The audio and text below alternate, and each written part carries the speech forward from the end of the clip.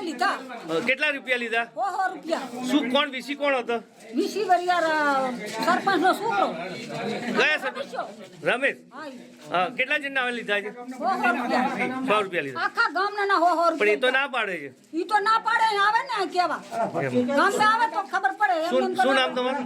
નાનું બેન વિનોદભાઈ અર્જણભાઈ ઠાકોર, ગામ બાબરી.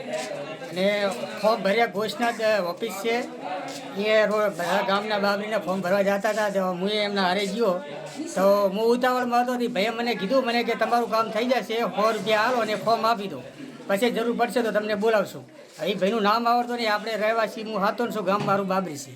એટલે ત્યાંથી આવે એટલે આઈને કોઈને આપણે એટલા બધા ઓળખતા નથી કોણ છે વીસી, કોણ છે ઓલો ભાઈ. ક્યાં ગોચનાથમાં કઈ જગ્યા આપે? ઘોષના હાઈવે ઉપર હાઈવે ઉપર દુકાન દુકાન છે, રોડ ઉપર જ. કોની દુકાન? હવે એટલી બધી કઈ માહિતી નહીં.